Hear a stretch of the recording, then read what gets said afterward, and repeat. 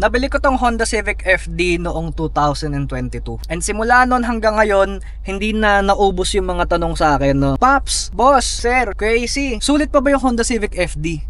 Lagi ko tinatanong pang daily ba o pang project. Kasi kung pang project car, matik, sobrang sulit talaga nito, no? Wala nang tanong-tanong pa, no? Sulit na sulit talaga to. Pero when it comes to pang daily, lalo na ngayon, 2025 na, and sa mga susunod pang taon, mas lalong rarami yung tanong sa akin yan. Kaya ngayon, finally, i-vlog ko na siya, para kung sakali mang may magtanong sa akin, eto na lang ipapakita ko. Ayos, di ba?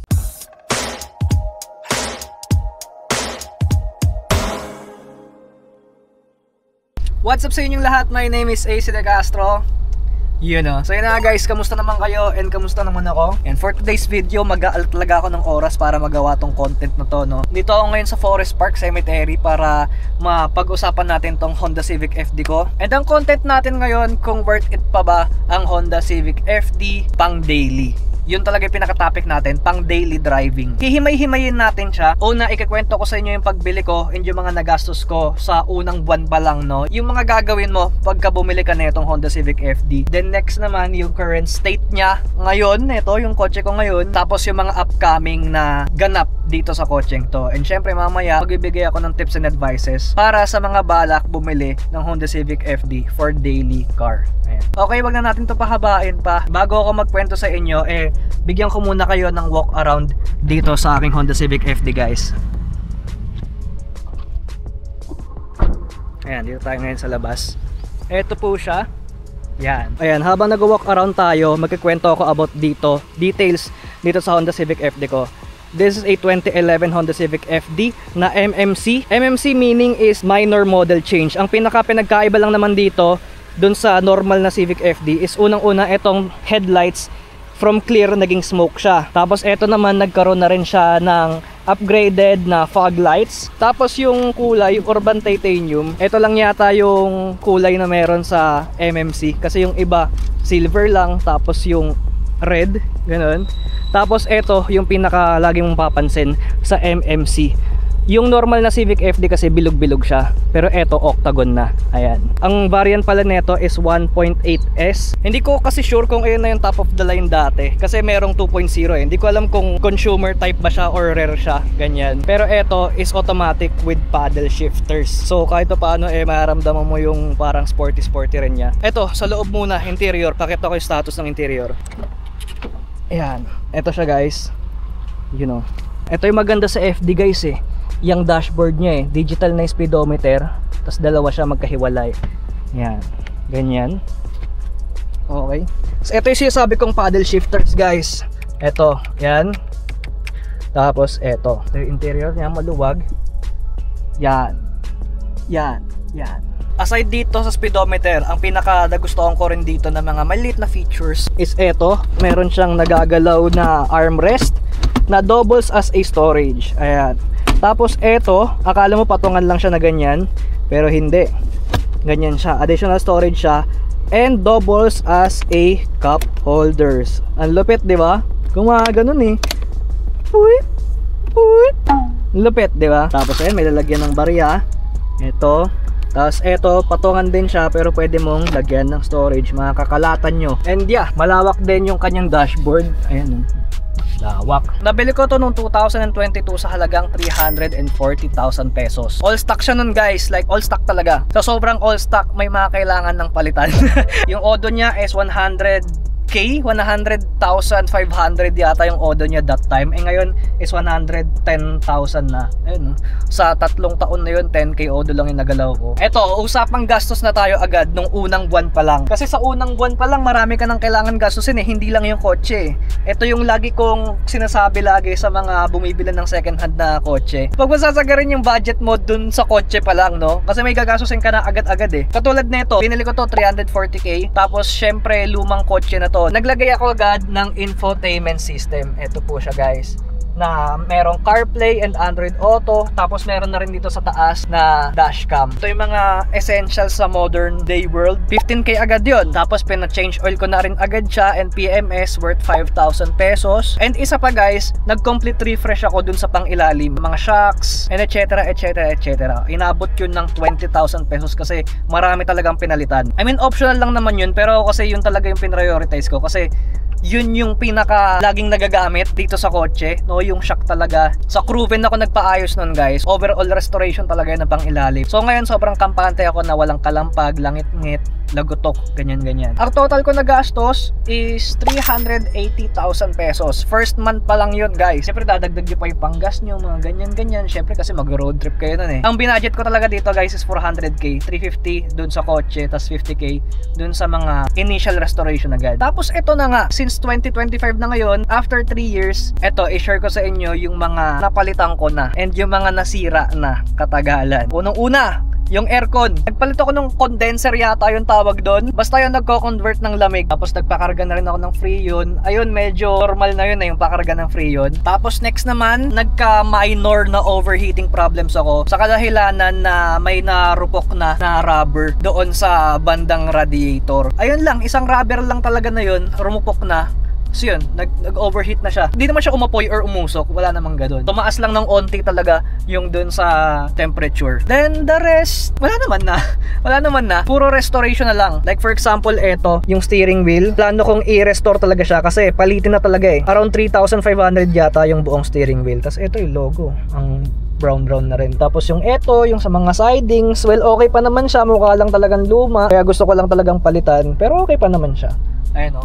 Medyo madumi na kasi yan. Kahit na interior detailing ko to, eh ganyan pa rin talaga. So, dumi na talaga. Oh, isa pa pala, no? Isa pa pala. Sa kailangan mong i-consider dito, no? Is yung kanyang gas consumption. Nakita ko lang kasi, no? Yung gas ko ngayon, yan o, 3 bars na lang. 3 out of 20 bars. So, parang 1 bar na lang yan. When it comes to fuel consumption nitong Honda Civic FD, lalo na yung automatic, guys, ha? Pag sa city driving is 5 to 6 kilometers per liter lang talaga siya. Ganon siya kakakaw. Tapos pag sa highway naman, expressway, sabihin natin mga 10 or more kilometers per liter. Ganun. So matakaw talaga siya sa gas. Alam kong alam nyo na yan, no? Una pa lang. Siya considering Honda Civic FD kasi hindi siya budget car eh. Sa mid-range kasi siya eh, no? Ang budget sa Honda is yung Honda City. Mid-range yung Civic. Tas yung medyo pang may anda-anda talaga is yung Accord. Ganyan. So nasa mid-range to. So pakita ko naman pala sa inyo yung mga i-restore ko naman sa external, no? Sa panglabas. Okay, ratsadahin na natin yung pinakauna sa lahat, yung paint. Kasi even though na, ayan, mukha naman siya maganda ngayon, sa mga ibang parts medyo ano na siya eh. Ayun, namumuti-muti na siya. Tapos syempre may mga gasgas na rin ako dito, katagalan. Eto, basta may mga impurities na talaga siya and kailangan na rin talaga siyang i-repaint. Lalo na to, boom. Ay, ganyan na pala ako. Eto, ang pinaka-kailangan kong ipa-repaint talaga dahil dito sa taas. Ayan, since wala pa akong garahe, nagkakaganto-ganto na siya. Haraf na nga rin to. Ayan. Tapos, next naman, itong headlights. Luma na kasi talaga siya, no? Even though na pina-restore ko to, eh, luma na talaga yung kulay. Ayan. Nasa 9K to, guys, yung buong headlight. Tapos, well, yun lang naman. Eto, naka 18s ako ngayon na Rota IKR. Pero bala ko na siyang ipabalik ulit ng mas maliit. Yung stock nito is 16s. So, dun ako sa sweet spot. Nasa 17s yung bala kong ipapalitan. Well, okay naman tong 18s, guys, no? Ang problema lang talaga, kapag 5 na yung sakay mo, is nag-rubbing na siya.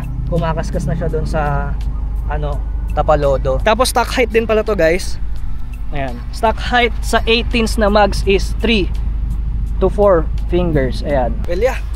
Yun lang naman para sa exterior. Okay, so yun na nga, no, let's go to the overall verdict netong pinag-uusapan natin. Kung sulit pa ba siya pang daily? Pag pinag-uusapan kasing daily driving na kotse, dapat na-utilize mo lahat ng mga features niya. Kailangan nagamit mo siya lagi, on the go, kumbaga, pag may emergency, pag papasok ka sa work, pag may gala, out of town, yan. In short, pag kailangan mo ng pang daily na kotse, that makakasahan siya. And ang masabi ko lang, ang Honda Civic FD ay, para sa akin, is sulit pa talaga siya na gawing pang daily car. First car for daily car, sobrang okay pa talaga niya. Pero may mga kailangan ka lang i-consider talaga. Unang-una, kailangan may consider na kapag bibilin mo tong kotse na to, mag-alat ka agad ng 50,000 or less para sa mga restorations, sa refresh, sa mga papaayos na mga bagay-bagay para maging maasahang kotse ulit siya. Yung kasi yun no?